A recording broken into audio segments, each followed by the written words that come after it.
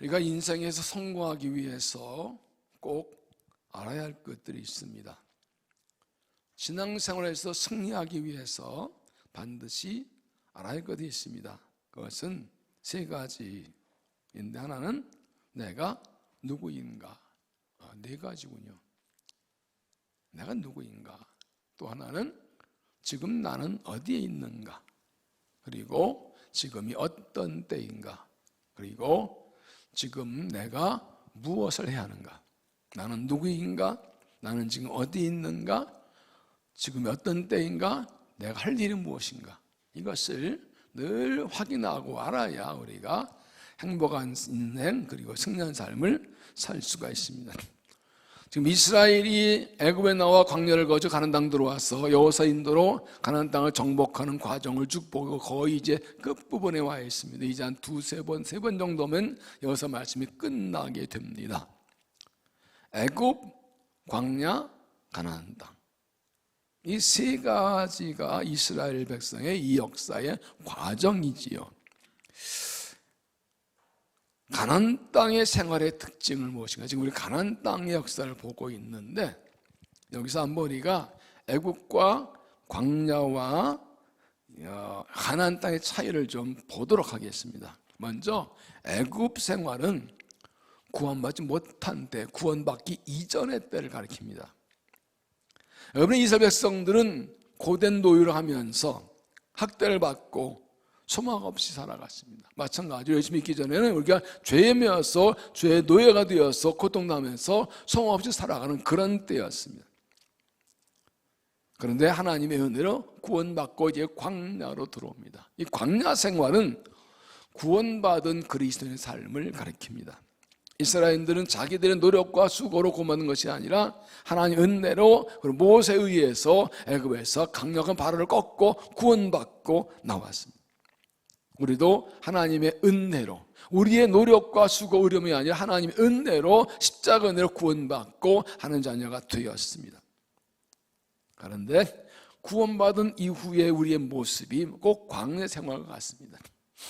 이스라엘 백성의 광야 생활의 모습 보면 여전히 원망하고 불평하고 욕심부리고 낙심하고 애굽 돌아오자 그러고, 애굽에서의 그 노예 때 생활의 습성이 그대로 계속 나오고 있어요.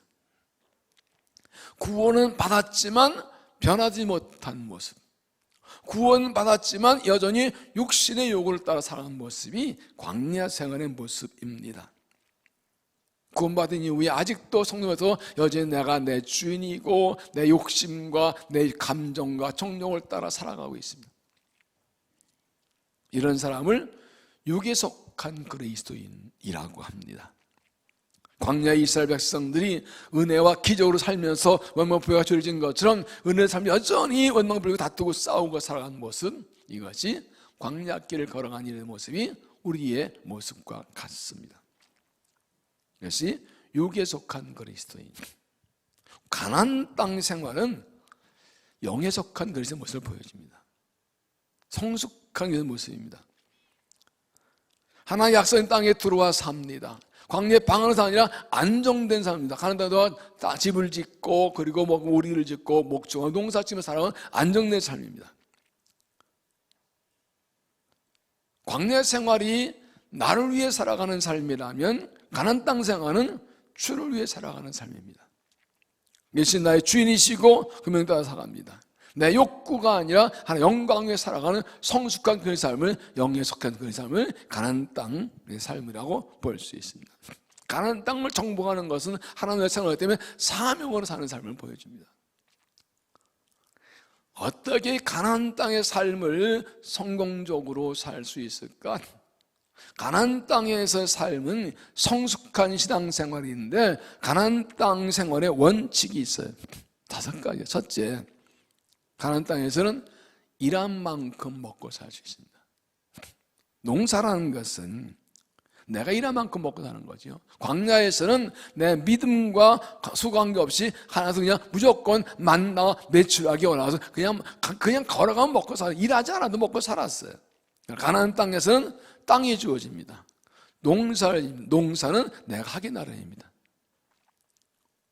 정확한 데 씨를 뿌리고 밭을 갈고 김을 메고 물을 주고 열심히 노력하는 것, 심는 만큼 거둡니다.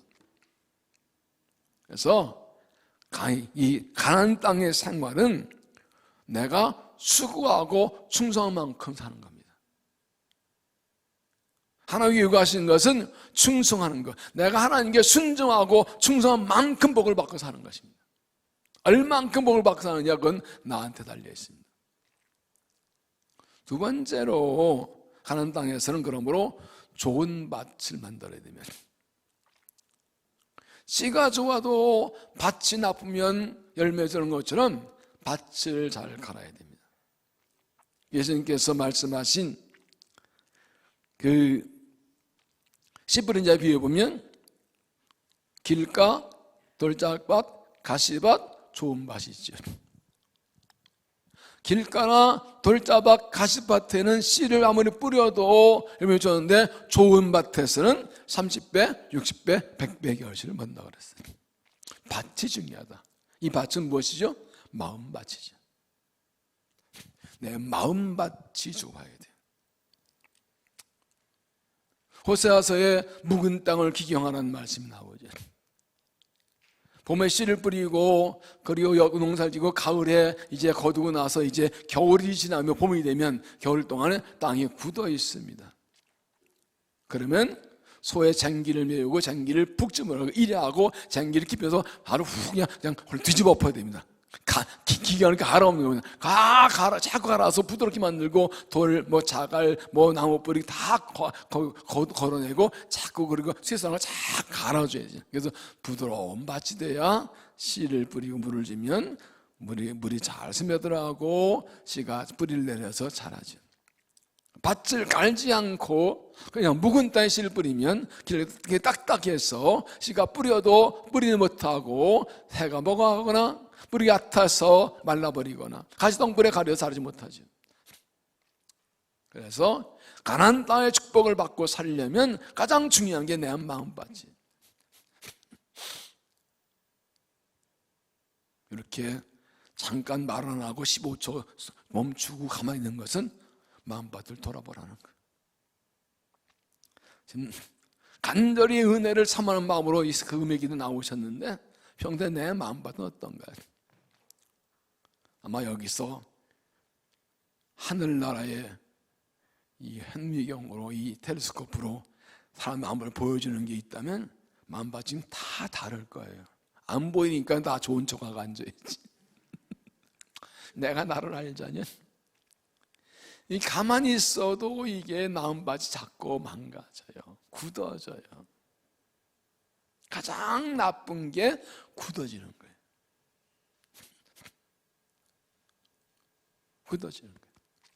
그래서 호세아 너의 묵은 땅을 기경하라. 말씀으로 성령으로 기도로 내 마음을 갈아엎어서 부드러운 밭이 돼야 돼. 밭만 좋으면 하나님 말씀 떨어지면 영적 열매를 풍성히 맺고 거둡니다. 믿습니까? 우리가 할 일, 하나님은 은혜 주시려고 씨를 뿌려주시고 은혜의 단비를 부어주시는데 중요한 것은 내 마음대로 가는 거예요. 중세기 어느 수도원에 노련한 수도사가 신참 수도사를 훈련시키는데 딱딱한 땅이 있어요. 이리 와봐, 물 좀 부어봐. 물이 손에가 쫙 그냥 흘러갑니다. 망치를 주고 두들겨봐. 팍 두들겨서 땅을 깼나 물이 싹 스며들어갑니다. 그래, 이것을 가지고 깨어짐의 영성이라고 그러는 거야. 내가 많이 깨어질수록 은혜를 푹 받을 수가 있는 거야. 내 마음 어떻습니까? 무슨 말씀이든지 다 받아들이 부드럽게 깨어지고 갈아지는 좋은 밭입니까? 딱딱 굳어져 있어. 암만 비가 내려와도 씨를 안 들어가는 밭입니까? 가나안 땅은 농사 짓는 곳이에요. 광야 생활은 유목이지만 그러면 땅이 중요해요. 이미 하나님께서는 말씀의 씨앗과 은혜의 단비를 준비하고 계시는데 하나님 때가 되면 씨 뿌리고 비를 주시는데 지금은 너의 밭을 가를 때입니다. 지금은 은혜 받을 때니 너희 묵은 땅을 기억하라. 만밭을 잘 갈아엎어서 주시는 은혜 풍성받아 누리시길 바랍니다. 세 번째는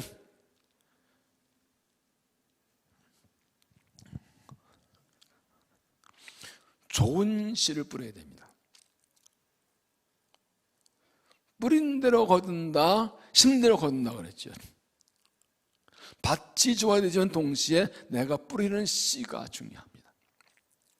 나쁜 씨를 뿌리면 나쁜 거 거두고 좋은 씨 뿌리면 좋은 거 거두면 이거예요. 말도 좋은 말을 해야 좋은 걸 거둬요. 가는 말이 고와야 옳은 말이 곱다고요. 말도 좋은 말을 하고 생각도 좋은 생각을 하고 행동도 좋은 행동을 하고 이왕이면 좀 조심스럽고 덕스러운 행동을 하고 그냥 생각나는 말 그렇게 하면 안 돼. 가나안 땅 광야에서 멀쩡하고 훈련받는 시절이죠. 이제 가나안 들어오면 이제 달라요. 정말 내 가정이 가나안 땅 되게 하려면 우리 교회가 가나안 땅 되려면 여기에 내가 좋은 씨를 뿌려야 돼. 저 사람 말도 참 이쁘게 해. 말이 아다르고 어다르고 그러죠. 그것이 내가 거두는 비결이에요. 콩 심었는데 팥 심었는데 어떻게 알았어요? 그 어려운 거를.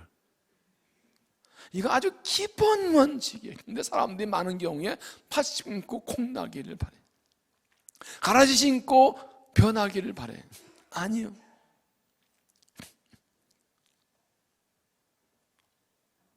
한 가지 곁들여 말씀드리면 가라지를 잘 뽑아내야 돼. 사탄이 우리의 마음의 삶에 나랏금지를 자꾸 뿌려요. 가라지를 뿌려요.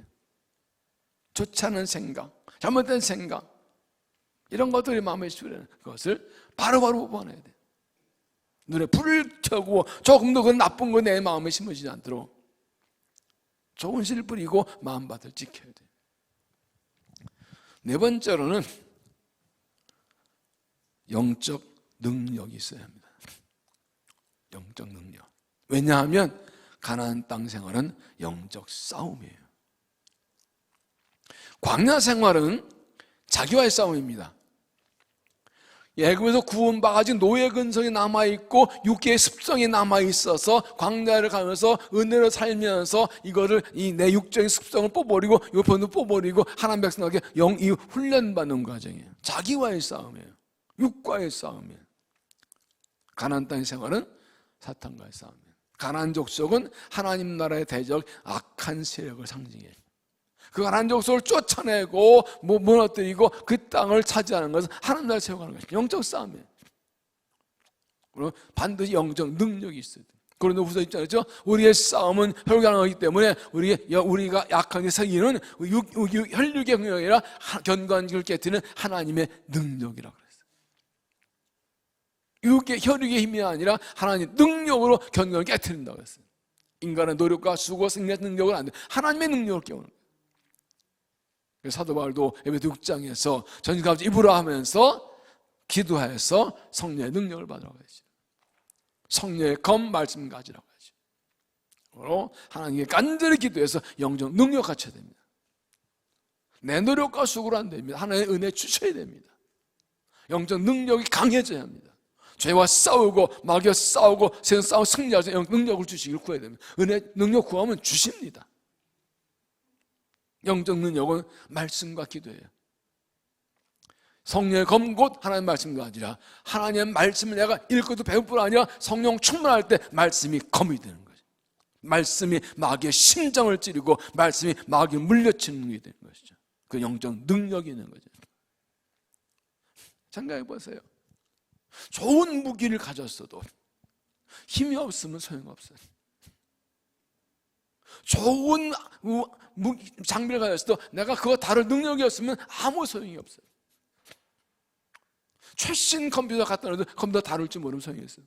최신 스마트폰 줘도 그거 다룰 줄 모르는 소용이 있어요. 좋은 무기 있어 들고 뜰 수 있는 체력이 없으면 소용이 없다. 지금 영적 싸움이 치열한데요. 어떤 어떤 일도 흔들리지 않고 견뎌내고 막아서고 끝까지 싸울 수 있는 영적 능력이 있어요. 다섯 번째는 영적 지혜가 있어야 돼요. 영적인 지혜. 예수님께서 제자들을 보내실 때 뭐라세요?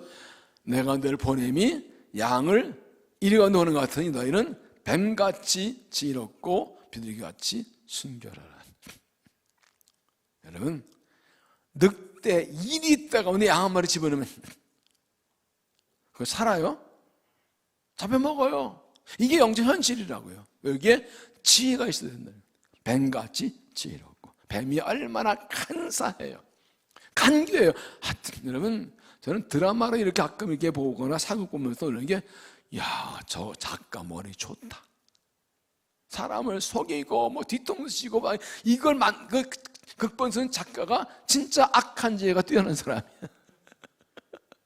죽여다 깨나도 모르겠어. 그건 세상이 악해요. 뱀 같아요. 그런데 뱀같이 이런데 비둘기같이 순결하래요. 지혜는 뱀 같고 성품은 비둘기 같고. 이걸 뭡니까? 이건 하늘의 선한 지혜, 영적 지혜를 말해요. 하나님 주신 지혜예요.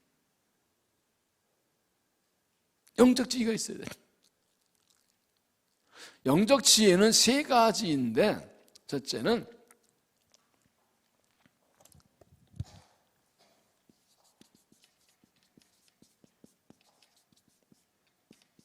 하나님의 뜻을 아는 것입니다. 뜻을 알고 이것을 행하는 방법을 아는 것입니다. 하나님께서는 하나님 뜻 알려주시고 행하는 방법도 알려주세요. 나를 향한, 우리 가정을 향한, 우리 자녀를 향한, 우리 교회를 향한 하나님의 뜻이 무엇인지 이것을 아는 게 영적 지혜예요. 분별할 은혜를 달라고 해요. 그리고 어떻게 할지 방법도 알려달라고 해요. 두 번째는 사탄의 계교를 아는, 그리고 이것을 이기는 방법을 아는 것입니다. 에덴 동산의 뱀같이 마귀는 간교합니다. 그래서 속임수를 씁니다. 멍청하면 당하게 돼 있어요. 아, 요건 마귀의 계략이네? 요걸 알아챌 수 있는 영감이 있어야 돼요. 이 영적 지혜가 없으면 내가 옳다고 맞다고 행동 말하는 것이 사탄의 도구가 되는 경우가 많아요. 아주 우리의 상 너무 간교한 거로 툭 치고 들어와서 나를 툭 꺼내서 나를 통해서 하나님을 거역하고 공동을 깨뜨리고 나가 죄에 빠지게 만드는 사탄의 간교가 있어요.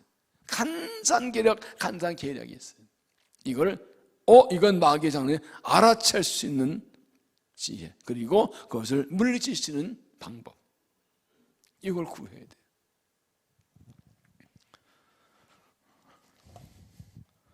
세 번째는 나는 잘 나오는 것을 고르는 지혜가 있어가지고 내가 할 일을 하는 것과 그것을 하는 방법을 하는 거예요. 지금 이때 내가 할 일이 무엇인지를 아는 것입니다. 그게 영적 지혜입니다. 그리고 그것을 하는 방법까지 이걸 구하는 거예요. 그래서 고린도서 12장에 성령 은사 가운데 지식의 은사와 동시에 지혜의 은사가 있어요. 영적 지혜예요. 이 영적 지혜는 어디서 올까요? 말씀과 기도에서 옵니다. 말씀을 깊이 묵상하고 간절히 은혜를 구할 때 말씀을 깨닫게 하시고 주입니다. 말씀을 톡 깨닫게 하시고 영적 감각으로 톡 깨닫게 하시고, 이것이 가나안 땅의 생활을 살아가는 방법입니다. 우리가 하나님을 의지하고 은혜를 구하면 이런 은혜를 주십니다.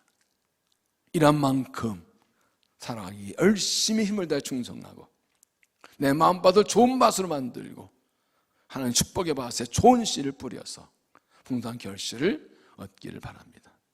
영적 싸움에 의해서 영적 능력을 갖추고 영적 지혜를 받아서 가나안 땅을 정복하고 하나님을 세워나가고 칭찬만 믿음이 되시기를 바랍니다. 오늘 말씀은 시편에 올렸던 가나안 땅 정복가 끝나고 이제 이스라엘이 정복을 도왔던 므낫세, 반지파, 르벤, 갓지파가 돌아가는 그런 장면입니다. 이스라엘이 애굽에서 나와서 황량을 거쳐 가나안 땅을 막 들어가려 하는데 요단강을 건너 들어가기 전에 요단강 동쪽 땅이 너무너무 좋아서 기름지고 좋아서 르벤과 갓과 므낫 반지파가 우리는 여기서 기업의 땅 얻겠다고 했습니다. 그때 모세가 여호수아가 좋다 그러면 너희가 이곳에 얼른 집을 짓고 요단을 건너서 동쪽에 와서 이 서쪽에 와서 나머지 9시 반이 기업의 땅을 차지하는 걸 다 도와주고 가나안 정복 끝난 후에 돌아가라. 그래서 약속하고 10년 동안 같이 와서 가나안 정복을 마치고 이제 돌아가는 장면입니다. 이때 이 두 지파 반이 요단 건너가지 않고 이쪽 동쪽의 땅을 가지겠다 하자 모세가 막 책망합니다. 너희들 가나안 안 들어가려고? 40년 너희 조상같이 그런 거야? 그때 아니라고. 우리가 여기서 땅을 주시면 우리가 가서 같이 나가 싸워서 땅을 완전히 정복한 뒤 돌아가기도 약속했고 그대로 하게 되고 이제 돌아가는 겁니다. 여기서는 그들이 하나님께 약속한 대로 성실하게 책임을 다하고 축복하며 돌려보냅니다. 그리고 들어가서 어떻게 살 것인가를 말씀하고 있습니다. 왜 이 두 지파 반은 그들이 땅을 받고도 넘어와서 도와주고 하는 게 뭐 의미하는가? 약속받은 한 백성은 어떻게 살아야 되는가 하는 것을 함께 살펴봅니다. 첫째는 다른 사람을 도와주라. 다른 사람을 도와주라. 1절 그때 여호수아가 르벤 사람과 갓 사람과 므낫세 반지파를 불러 그들에게 이르되 여호와의 종 모세가 너에게 명령한 것을 너희가 지켜이며 또 내가 너에게 명령한 모든 일에 너희가 내 말을 순종하여 오늘까지 날이 오래도록 너희가 너 형제를 떠나지 아니하고 오직 너희 하나님 여호와께 명령한 그 책임을 지키도다. 이 르벤과 갓과 므낫세 반지파는 요단강 동쪽에서 이미 받을 땅 다 받았습니다. 이 말은 뭡니까? 은혜를 먼저 받았다는 겁니다. 복을 먼저 받았다는 것입니다. 이렇게 하나님께 은혜를 먼저 받은 사람은 다른 사람을 도와줄 책임이 있다는 겁니다. 그래서 그들이 그곳에 땅을 차지하지만 바로 다시 함께 건너와서 가나안 땅 정복을 도와주겠다고 약속했기 때문에 그걸 허락한 것입니다. 먼저 된 사람은 다른 사람을 도와줄 책임이 있습니다. 오늘 말씀의 제목이 그래서 먼저 된 자의 책임이에요. 하나님께 은혜의 복을 먼저 받은 사람은 다른 사람도 나처럼 복권을 받도록 도와줄 책임이 있다는 것을 우리에게 말해줍니다. 이런 겁니다. 내가 예수 믿지 않을 때 어떤 사람 나한테 전도해서 나로 예수 믿게 해줬다고요. 감사해요? 안 감사해요?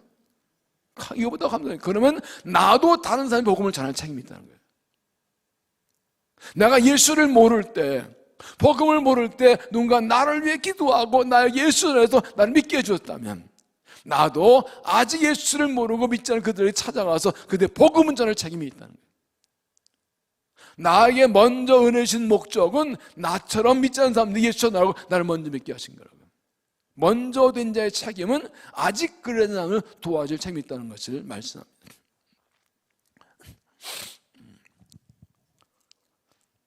내가 어렵나하고 힘들어할 때 누군가가 나를 위해 기도해 주어서 나를 도와주어서 내가 승리했다면 나도 어렵나한 사람을 위해서 기도해 줄 책임과 사명이 있습니다.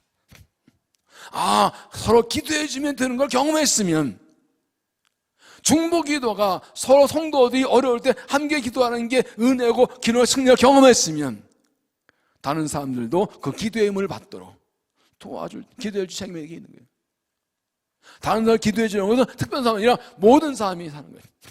우리 솔직히 말해서 우리 중에 나 혼자만의 기도로 살아온 사람이 있나요? 아무도 나를 기도해 주지 않아도 나 혼자 기도로 살아온 사람이 있나요? 아무도 없습니다. 우리는 나 혼자의 기도로 살 수 없습니다. 예수님께서 하나님 보좌우편에서 나를 위해 기도하고 계시고 성령께서 말하자면 탄식으로 나를 위해 기도하고 계시고, 나를 아는 사람들이 나를 위해 기도해 주고 있어요. 그 기도로 내가 사는 거예요. 믿습니까? 아니라는 반대하는 이런 한번 반대 의견 얘기해 보세요. 토론합시다. 어느 누구도 자기만의 기도에 사는 사람 아무도 없어요. 그래서 성령은 예수님은 서로를 위해 기도하라고 하시죠. 그럼 내가 어려울 때, 내가 힘들 때, 때로 너무 힘들고 어려워서 내가 기도조차 할 수 없을 때, 그런 때가 있죠. 너무 고난이 힘들고 어려우면 기도해야 되는데 하는데 기도가 잘 안 돼. 기도해야 되는데 하는데 기도가 잘 안 나와요. 어떻게 견뎠다고요? 누군가 나를 기도해 줬다고. 알게 모르게 내가 기도 부탁기도 하고 기도 안 했는데 불구 어떻게 알고 나를 위해 기도해 줬다고. 그 기도의 힘으로 내가 견디고 다시 힘을 얻기 위해 승리한 거라고요. 그러면 나도 어려움 당한 사람 본거를 위해 기도해 줘야 되는 거예요. 그게 그 은혜를 갚는 길이에요. 그 기도의 응답의 은혜를 경험하게 하시는 것은 나도 다른 사람 기도로 도와주라고 하는 사명을 주신 거예요. 그래서 내 기도에는 남을 위한 기도가 결코 빠지면 안 돼요. 오히려 나를 위해 기도하기 전에 다른 사람을 위해서 먼저 기도해야 돼요. 하나님 나라를 위해, 주 영광을 위해, 복음을 위해, 교회를 위해 먼저 기도하고 다른 사람 위해 먼저 기도하고 그 후에 나 기도하는 거예요. 내 기도 다 하고 시간 남으면 하는 게 아니라.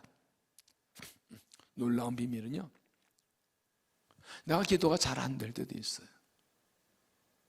너무 간절히 기도 안 될 때, 그럴 때 다른 사람을 위해서 간절히 기도하면 내 기도도 열린다는 사실, 다시 기도하면 온다는 사실, 이건 성경도 그렇고 경험적인 사실이에요. 나도 항상 기도가 잘 되는 거 아니죠. 기도가 약해지고 멸망될 때 그때 의도적으로 다른 사람을 위해서 기도하는 거예요. 처음엔 잘 안 되지요. 인간이에요. 자기 위한 기도는 간절하는데 일만 있잖아요. 남의 곧불이 내 재치기만 못하다고. 남이 죽을 병 걸린 거는 그런가 본데 나는 콧물만 나도 죽을 것 같아. 이게 인간이에요. 그래서 자기 기도는 간절한데 남을 기도 그렇게 간절하기 쉽지가 않아요. 근데 성령을 기도하는 사람은 그렇지 않습니다. 남을 기도 내 기도 같아. 정말로 그 사람의 문제와 아픔이 내 아픔처럼 내 문제같이 간절히 기도할 수 있을 때까지 기도의 분량을 채우는 거예요. 그때 내 영이 살아나요. 나도 문제가 심각해요. 나도 힘들어요. 나도 아픈 문제가 있어요. 나도 어려움이 있어요.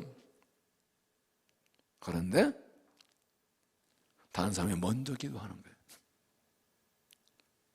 아픔 당한 사람들 위해서 먼저 기도하는 거예요. 간절 주님 마음으로 간절히 기도해줘요. 형식적이 아니고. 그래서 그를 위해 정말 중심으로 진심으로 눈물로 간절히 그를 위해 기도할 수 있을 때 자연스럽게 내 영도 살아나는 거예요. 나도 다시 기도의 능력을 얻는 거예요. 그게 내가 사는 길이에요. 이거는 우리끼만의 비밀이에요. 예수밖에 한 사람들은 몰라. 말해줘도 못 알아들어.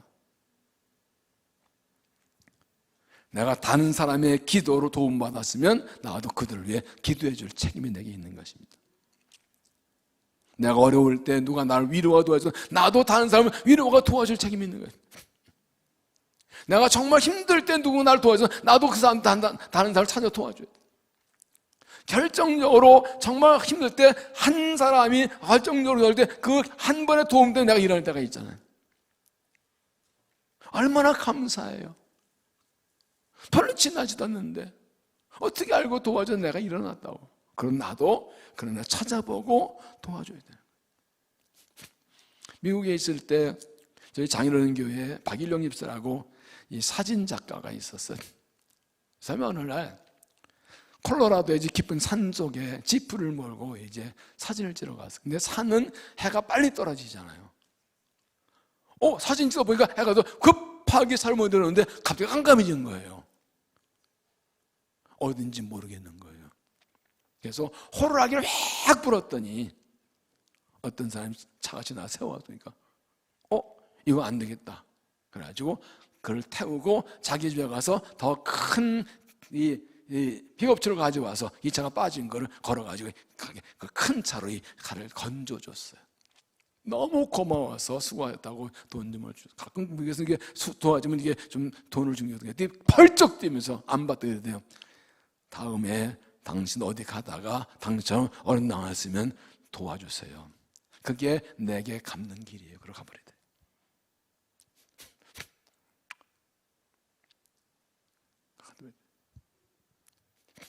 어떤 사람이 고속도로를 가도 요즘 하이패스가 많이 없을 때 이 톨게이트를 지나가는데 지갑을 두고 와가지고 돈이 없는 거예요.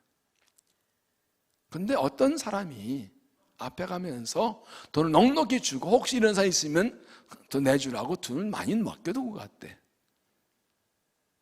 너무 감사하잖아요. 그래서 다음에 또 지나갈 때 자기도 자기 이 통행료보다 좀 더 많이 맡기고 나가다 있으면 도와주라고 맡기고 갔다는 거예요. 이런 일이 이어진다면 얼마나 살기가 좋을까요? 네? 이게 사는 거지. 내꺼 나만 살려고 뺏어 먹으려고 남이 입이 찌면 끊어 먹으려고 그러면 세상 망해요. 나도 도움받고 살니까 도와주는 거예요. 하나님께서 우리에게 은혜를 주신 목적은 도와주라는 것입니다. 다른 사람을 나처럼 살도록 해주라는 겁니다. 의병과 각본에서 반집하는 이미 여당 동족의 기업의 땅을 받았지만 그 복을 누릴 수 없었습니다. 조건이 있었습니다. 이 땅 살려면 건너와서 다른 지파들이 기업의 땅을 다 받을 때까지 도와주고 그 다음 돌아가서 그때 누리는 거다. 받았지만 누리는 것이 유보된 겁니다. 얼마나 약 10년 동안이요. 나머지 9시 반에 가서 그 땅을 다 차지할 때까지는 아직 그 땅은 받았지만 가서 누릴 수가 없어요. 이거 다 도와주고 그 다른 지파도 나와 똑같이 기업의 땅을 받은 후에 비로소 내 땅 가서 누릴 수가 있는 거예요. 우리 하나님의 은혜 복을 받았어도 다른 사람들을 도와줘서 그래도 나처럼 살게 때까지는 아직 그건 내 거 아니에요. 누릴 수 없어요. 그때까지 누릴 권리가 유보되는 거예요. 다른 사람이 나처럼 은혜 복을 받도록 도와주지 않으면 내가 받은 복도 누리지 못한다는 걸 말씀합니다. 함께 누리라는 것이죠. 내가 누릴 수 있어도 내가 이거 누릴 수 있는 걸 좀 미뤄두고 다른 사람을 도와줘서 함께 누리게 하는 것. 이것이 먼저 은혜 받는 자의 복임을 삼위 기억하고 서로 도와줘서 함께 누리고 함께 복을 받는 믿음이 되시기를 바랍니다. 두 번째로 다른 사람과 나누라. 다른 사람과 나누라.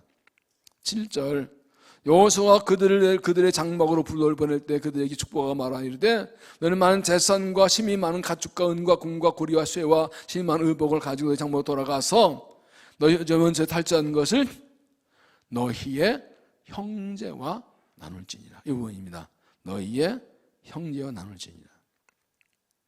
전에 얻은 전리품을 가져가서 거기 그 자기 때 남아있는 사람들과 공동으로 분배하라는 겁니다. 여호수아는 이 가나안 땅 전쟁 얻은 많은 전리품을 그들에게 많이 줍니다. 그들이 이서 넘어와서 도와준 것을 감사해 준 거죠. 그런데 그것을 너희들만 가지 말고 너희 남아있는 너희 형제들과 같이 나누라. 그들이 이미 땅을 번받고 건너와서 서쪽에서 싸우고 있는데 다른 형제들은 그 다 받은 땅에서 그 재산을 지키고 있으니 똑같이 수고했다는 겁니다. 이스라엘 백성에게 전리품을 나누는 원칙이 있는데 그것은 전쟁 즉 싸운 사람이나 후방인 사람이나 전리품을 똑같이 나누는다는 원칙입니다. 다윗 때에도 그랬습니다. 나가 싸운 사람 전리품을 받아왔을 때 남아있는 사람 주지 말자고 다윗이 펄쩍 뛰면서 똑같이 나누라는 것이 이 사무엘서에 나옵니다. 이 원칙입니다. 왜 그렇습니까? 나가 싸운 사람, 후방인 사람 똑같이 나누는 것은 뭐냐? 우리는 하나라는 공동체의식입니다. 앞서 싸운 사람 뒤에 있는 사람이랑 똑같이 수고했다는 겁니다. 우리는 하나라는 겁니다. 그래서 나가 싸운 사람이 얻은 것을 남아있는 사람들에게 똑같이 나눠줍니다. 이때 하나라는 걸 느낍니다. 내가 소원은 나만 누리면 그와 나는 하나라는 걸 알 수가 없어요. 내가 얻은 것을 나눌 때 그와 내가 하나. 가족이 뭐예요? 가족은 내가 열심히 수고한 것을 나 혼자 먹지 않고 함께 쓰잖아요. 가족이라는 관계가 참 이상해요. 내가 그렇게 애써 수고해서 모으고 버는 돈인데 가족이 어렵다면 툭 떼줘요. 저는 젊을 때 이해가 안 됐어요. 4천을 땡겨준다고? 누나한테? 3천만 원을 밀어준다고? 동생한테? 저는 어릴 때 이해가 안 됐어요. 근데 이게 가족인 거예요. 그렇게 내가 해서 수고한 것을 내가 내 형제 가족에 나눠줘서 그 형제가 잘 되는, 그렇게 만들고 좋아하는 거, 못하는 거예요. 이게 가족이잖아요. 이게 공동체잖아요. 내가 쓴 거 내가 쓴 거 내가 누리고 안 누리는 그런 무슨 공동체예요. 각각 그냥 각자 각자 생존하는 거지. 각자 도생하는 거지. 그건 공동체가 아니죠. 그래서 하나님께서는 같이 나누라. 왜 이렇게 나누합니까? 앞에 나가 싸운 사람이나 똑같다. 앞에 나온 사람은 자기가 뒤에서 도와줘서 된 것이라는 것입니다. 나 혼자 된 것이 아니라 당신들이 지키고 도와낸 것이다. 우리가 나와 싸운 당신들이 집까지 지켜줬다는 것을 공동의 수고를 인정해 주는 것입니다.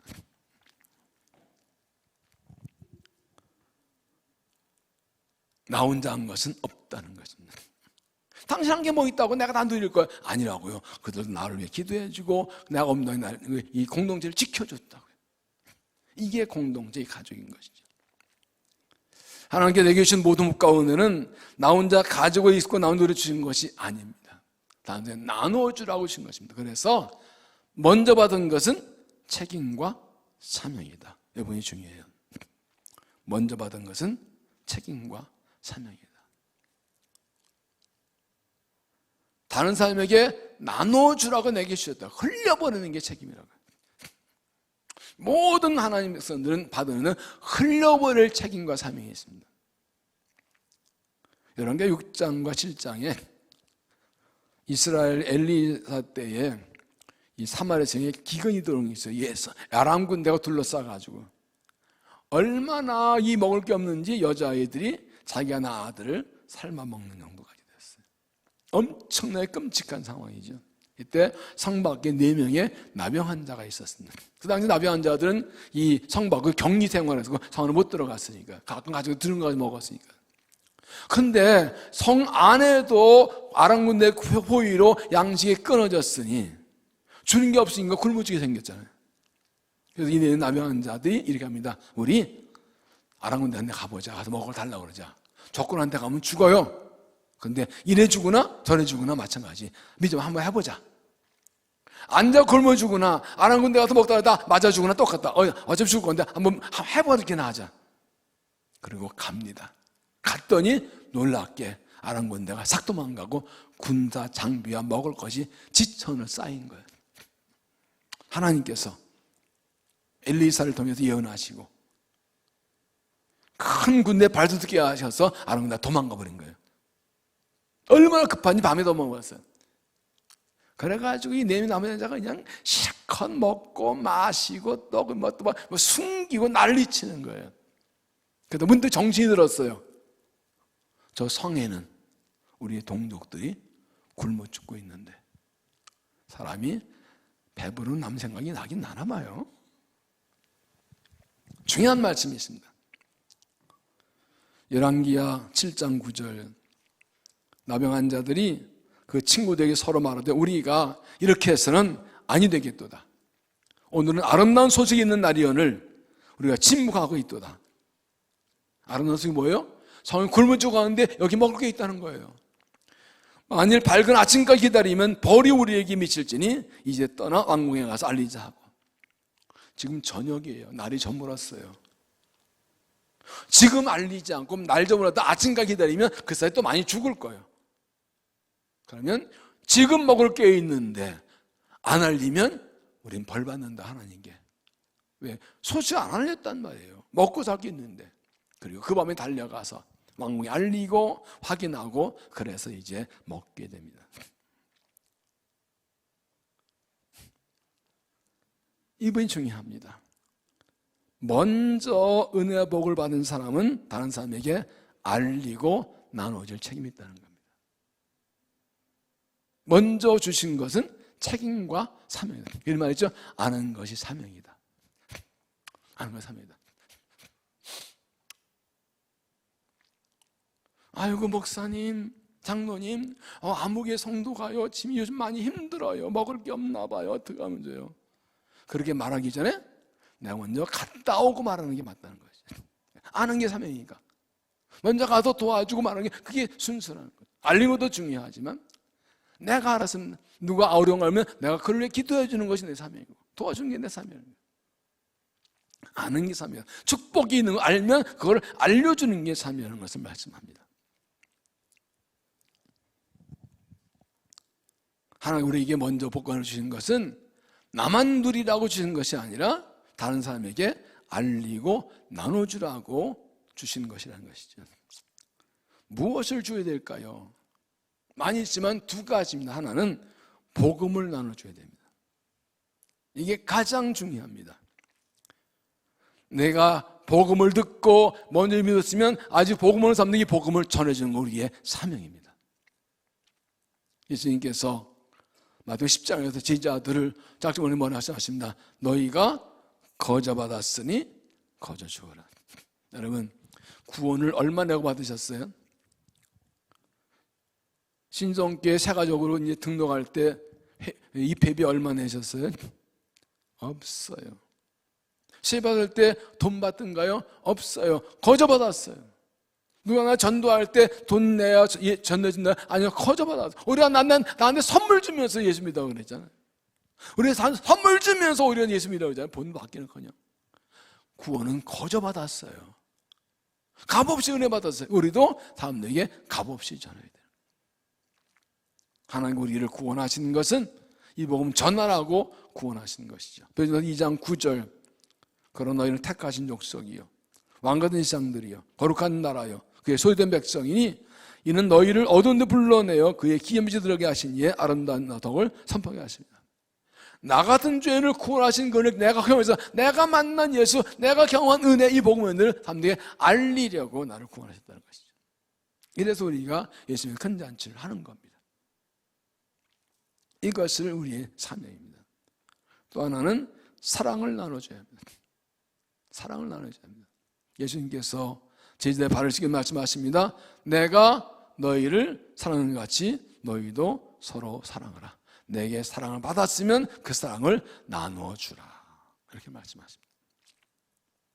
하나님의 사랑을 받은 사람은 그 사랑을 나눠줄 책임이 있습니다. 요한 1서 3장 16절 그가 우리를 위하여 목숨을 버리셨으니 우리가 이로써 사랑을 알고 우리도 형제들을 위하여 목숨을 버린 것이 마땅하니라.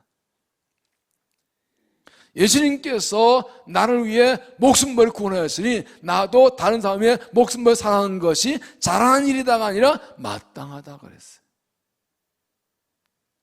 다른 사람을 예수님처럼 사랑하는 것이 당연한 일이라는 것입니다. 앞에 4명의 나병 환자들의 말 중에 중요한 겁니다. 오늘은 좋은 수익의 날인데 이것을 알리지 않으면 하나님께로부터 화가 임할 것이라 벌을 받을 것이라. 이게 사명입니다. 베푸는 것과 사명은 다릅니다. 사명은 반드시 해야 되는 겁니다. 하면 칭찬, 안 하면 혼나는 게 사명입니다. 그래서 이 나병 환자들은 성에 사람들이 굶어 죽어가 있는데 우리 앞에 많은 음식, 양식이 있는데 우리가 먹고 안 하는 건 벌받는 일이다. 그래서 뭘도 말씀입니다. 내가 복음을 전하자면 내게 화가 미칠 것이라. 복음 전하는 게 잘하는 게 아니라 당연한 것이다. 나는 직사명을 받았다. 전도하는 게 잘하는 게 당연하고 안 하는 게 벌받을 일이라는 거예요. 복음을 먼저 들은 것, 그건 사명입니다. 사랑을 받은 것, 사명입니다. 이 두려운 마음과 감사한 마음으로 복음을 전하고 사랑을 나누며 살아가는 믿음이 되시기를 바랍니다. 세 번째는 하나님의 말씀을 지키라.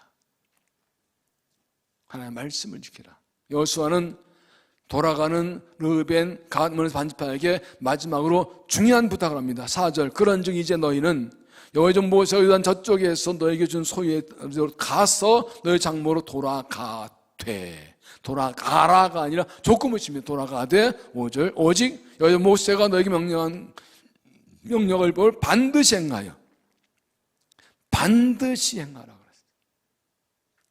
너희 하나님 여호와를 사랑하고 그의 모든 길로 행하며 그의 기명을 지켜 그에게 친근히 하고 너희 마음을 다하여 성품을 다하여 그를 섬길 것이며. 그도 이미 기업의 땅을 받았습니다. 10년 전에 이 땅에 넘어와서 도와주는 거 다 했습니다. 이제 돌아가서 이제 편안하게 살면 됩니다. 그런데 마지막 주신 말씀이 가서 여호와의 말씀을 지켜라. 다 끝났다, 이제 할 거 다 했다, 이제 여기서 뭐 편하게 먹고 살자 그러면서 나태해질 수가 있기 때문에 요단강을 건너가도 동쪽으로 가도 너 여전히 하나님 백성이 너희 거기서 살 거지. 가장 중요한 뭐냐? 말씀을 지키라. 신앙생활의 핵심은 단 하나예요. 말씀 지키는 거예요. 이것하고 저것 다 좋은데 그 모든 근거와 기본과 기준은 말씀을 지키는 거예요. 내 생각대로 내 느낌 사는 게 아니라 말씀대로 사는 것입니다.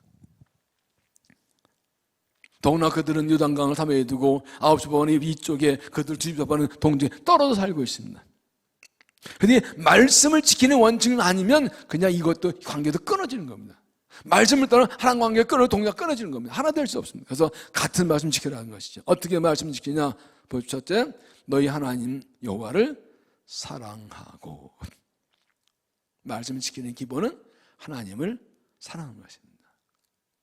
신앙의 기본은 하나님을 사랑하는 것입니다. 왜냐하면 우리가 하나님의 사랑을 받았기 때문에.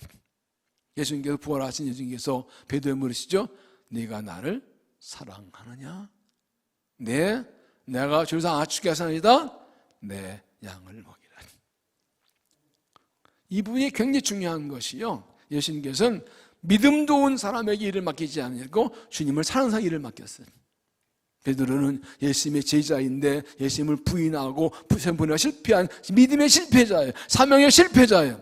그런데 너 왜 그랬어? 너 같은 믿음 나쁜 놈 좀 보자. 너 믿음 좀 확인해 보자. 다시 고백하지 않으시고 너 나 사랑하니? 너 나 사랑하니? 그러면 내 양을 맡겨줄게. 나의 힘이신 여호와여, 내가 주를 의지하나이다 아니라 내가 주를 사랑하나이다. 신앙은 하나님을 사랑하는 거예요. 왜요? 하나님의 사랑을 입었기 때문에.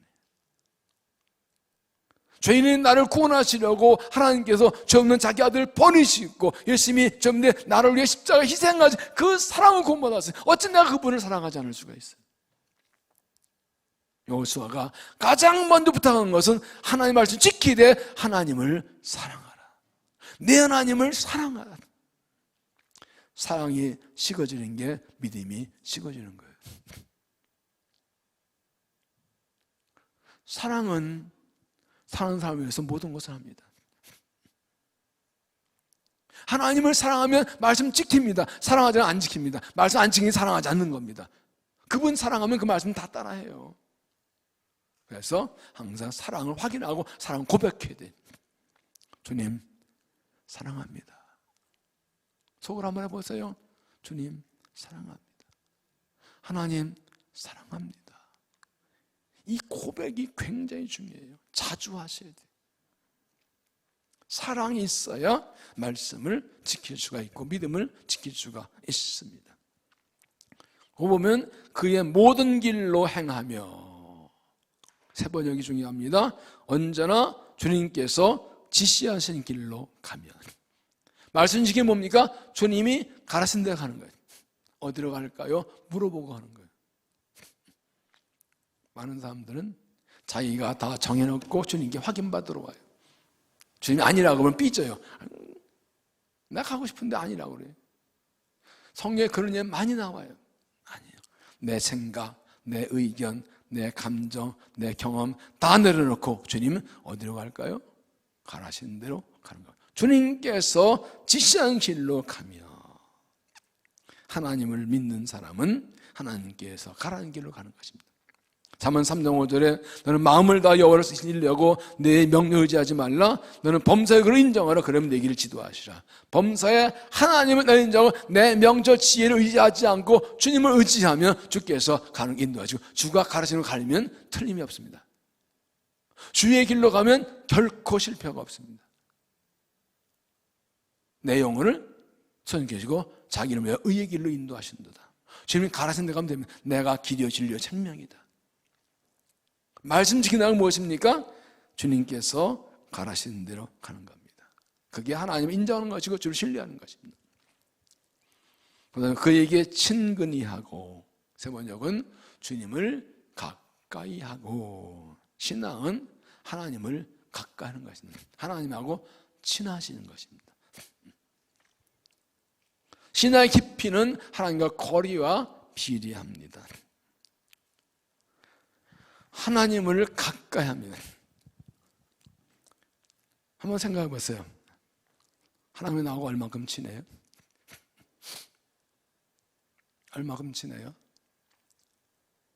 가까이 너무너무한 당신은 아니에요. 가까이 한다는 건 뭘 말합니까? 늘 같이 지내는 거예요.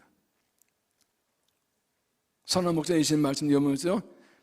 선한 목자는 자기 양도 나를 안다. 목자가 자기 양을 불러내면 자기 목자는 아는 거로 따라가되 다른 음성은 모르는 거로 따라가지 않고 도망친다. 늘 가까이 지내니까 그 음성 알고 그냥 잘 따라가요. 그러니까 그의 지시를 가는 비결은 그를 가까이 하는 거예요. 늘 주님과 같이 동행하고 기도하고 길 가면서 기도하고 길 가면서 말씀을 내고서 늘 주님과 가까이 지내는 주님은 주와 같이 길 가는 것 즐거운 일 아닌가? 맞습니까? 정말 같은 게 즐겁습니까? 아우 또 따라오셔. 또 보고 계셔. 아우 나 혼자 숨어.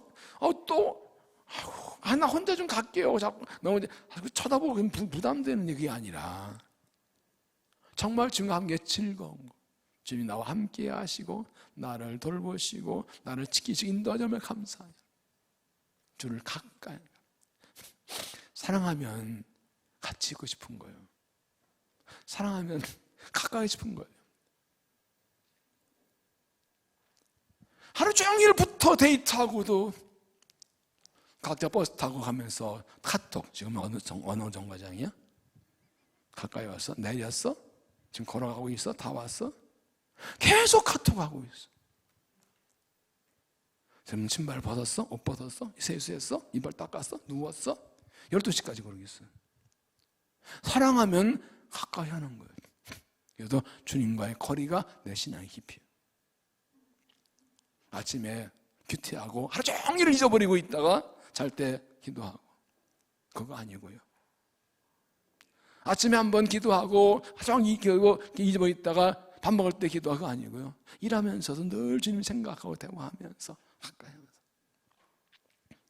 그래야 말씀을 지킬 수가 있고 주를 따라갈 수가 있죠. 주님과 거리가 밀착되어 있어요. 다른 사람들도 저 사람 하나님과 가까이 지내는 사람이야. 하나님과 친한 사람이야. 특히 여러분 아들, 딸에게서 우리 엄마 아빠는 하나님하고 친해. 우리 엄마 하나님과 가까이 지내. 우리 엄마 아빠는 하나님과 동행하는 분 맞아. 이 고백이 나오게 느껴져야 돼요. 그게 신앙이에요. 그게 신앙 전수. 그거 고백 나오면 다 끝난 거예요. 말하고 신앙 전수 그냥 다 된 거예요. 나도 엄마 아빠가 저렇게 하나님과 동행해야지. 가까이 지내야지. 그거 보고 배우는 거예요. 가정 예배하는 이유가 그걸 보여주는 거예요. 우리 가정을 가까이 하자 그러는 거예요. 늘 주님과 동행하는 사람은, 매일 주님과 동행하고 가까이 하는 사람은 일주일에 한번 가정 예배 못 드릴 이유가 없어요. 뭐 하던 건데 뭐. 그거 같이 하는 건데 뭐. 가정 예배를 안 드릴 이유가 없어요. 주님 가까이 하는 게 얼마나 좋은데 왜 그걸 못해? 주님과 거리가 머니까 가정 예배가 어색한 거지. 평소에 주님과 거리가 머니까 가정 예배 드리고 어색한 거예요. 그걸 해봐야 돼요. 해서 점점 거리를 가까이 만들어야 돼요. 얼마나 중요한 일이에요. 제가 말씀드렸습니다. 이제 설교는 언제나 기승전 가정예배라고.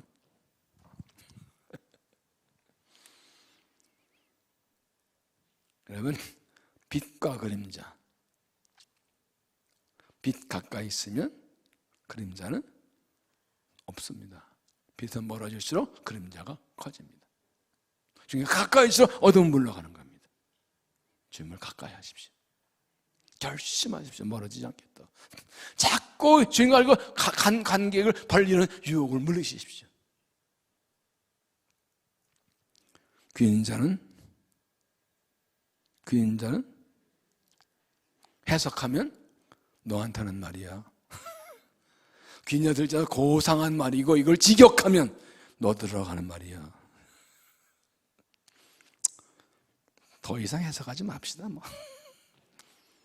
그다음 보면 너희의 마음을 다하여 성품을 다하여 그를 섬기라.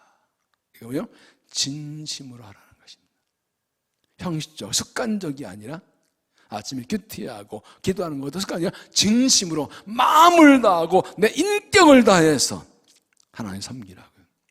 하나님은 우리의 겉모습이 아니라 속 중심 보신다. 습관적으로 매일 큐티하고 습관적으로 기도하고 습관적으로 식사 기도하고 이것이 아니라 정말 마음으로 우러나오는 그런 신앙을 하신다. 너 그거 진심이야?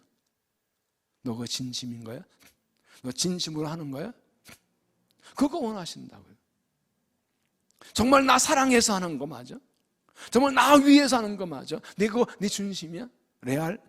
요즘 애들 레알? 그거 진짜야? 진심이야? 마음을 다해서 성품을 다해. 왜요? 신앙은 진정성의 문제예요. 진정성. 사랑하는 거 진정성이죠. 뭐 예수 20년, 30년, 40년에서 늘 예배드리고 말씀 읽고 기도해요. 근데 이게 습관화가 되는데 습관화가 되면 이게 그냥 겉만 돌아요. 시간 되니까 기도하고 시간 되니까 예배드리는 건데 가슴에 말라있는 그게 아니고 한순간도 늘 진심으로 10분을 기도해도 5분 성경 읽어도 한 번 예배를 드려도 마음을 다하고 성품을 다하고 힘을 다하고 뜻을 다해서 이 한 시간이 하나님과 마지막 예배인 거죠. 이 한 시간이 얼마나 귀한지, 이 바쁜데 5분 10분 내 기도하는 게 얼마나 귀한지, 말씀이 얼마나 귀한지. 내 기도하는 그 시간, 그때가 또 찾아왔구나. 그게 아니라 그때가 가장 즐겁다. 그때가 가장 귀하다. 주님과 함께 말씀 읽고 기도하는 시간이 얼마나 귀한지, 주께 예배하는 시간이 얼마나 귀한지, 내가 예배할 수 있는 게 얼마나 축복인지. 이 진정성, 이게 유혹이에요. 바쁜데 얼른 기도해 치우고 나가. 바쁜데 얼른 읽어버리고 빨리 같이 가서 텔레비 봐야지. 그러면 드라마 시작하는데 피곤해 빨리 대충 읽고 기도하고 마쳐야지. 그렇게 대충 하는 거 1시간 2시간 해봐야 소용없고 단 5분을 내도 마음을 다하고 성품을 다해서 예배하고 기도하고 맞습니다. 이게 주가 동행하는 거죠. 가장 중요한 건 무엇입니까? 오직 요즘 모세 너희가 명령율법을 반드시 행하여. 반드시라고 찍습니다. 반드시.